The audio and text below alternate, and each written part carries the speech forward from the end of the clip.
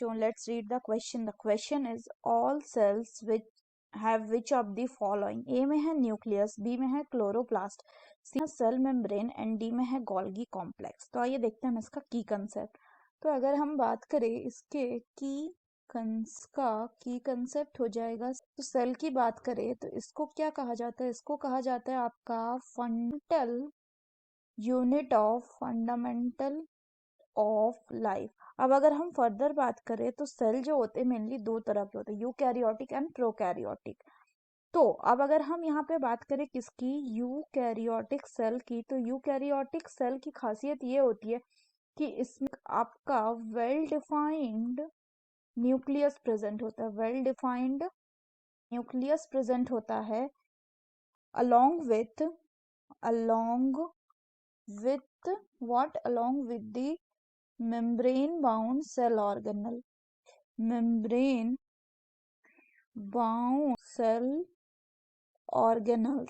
तो अब अगर हम गिवन ऑप्शन की बात करें तो पहला बोला गया है आपका न्यूक्लियर. तो इसको आइए हम एक डायग्राम से देखते हैं. ये मान लीजिए कोई एक सेल है. अब इस सेल के पास प्रेजेंट होता है क्या? इसके पास आपका प्रेजेंट होता है बच्चों. So this is the nucleus, जिसमें आपका प्रेजेंट होता है genetic material. This nucleus contain genetic material. तो न्यूक्लियस जो होता है बच्चों, इसमें और क्या होता है?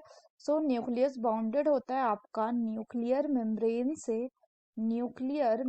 से, जिसमें प्रेजेंट होता है पोर्स, जिसको हम न्यूक्लियर पोर कहते हैं, जिससे कि सब्सटेंसेस क्या होता है, न्यूक्लियस के अंदर आना जाना होता है. इसके बाद जो बाहर का स्ट्रक्चर होता है उसको हम कहते हैं साइटोप्लाज्म, जो कि फ्लूइड लाइक स्ट्रक्चर होता है. यहीं पे बाकी मेम्ब्रेन बाउंड ऑर्गेनल्स किसी यूकैरियोटिक सेल में प्रेजेंट होते हैं. तो अगर हम फर्दर बात करें तो बाकी ऑप्शंस में है क्लोरोप्लास्ट. क्लोरोप्लास्ट बच्चों एक्सक्लूसिवली प्रेजेंट होता है in case of the plant cell, और ये ग्रीन पिगमेंट को कंसिस्ट करता है, जिसको हम क्लोरोफिल बोलते हैं. It play important role in the process of photosynthesis. यहाँ पे अगर फर्दर बात करें तो नेक्स्ट है आपका सेल मेम्ब्रेन. तो ये जो आउटर स्ट्रक्चर दिख रहा है ये क्या है? ये आपका सेल मेम्ब्रेन है, जो कि आपका एक सिलेक्टिवली परमिएबल मेम्ब्रेन है. यानी ये सिलेक्टिव सब्सटेंसेस को ही क्या करता है, सेल के अंदर आने और बाहर जाने देता है.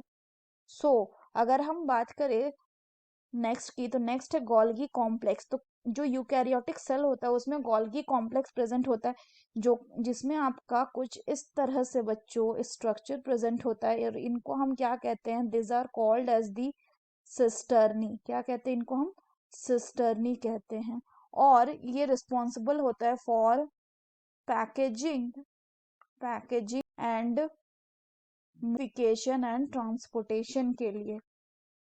तो बोल रहा है कि कौन से सेल में सेल मेम्ब्रेन होगा. So the correct option will be option C, that is cell membrane. क्योंकि सेल मेम्ब्रेन जो है ये यूकैरियोटिक और प्रोकैरियोटिक सेल दोनों में होगा, जबकि nucleus, chloroplast and Golgi complex जो है ये सिर्फ और सिर्फ यूकैरियोटिक सेल में प्रेजेंट होंगे. So that's all for the question बच्चों. Hope you understood it well. Best of luck.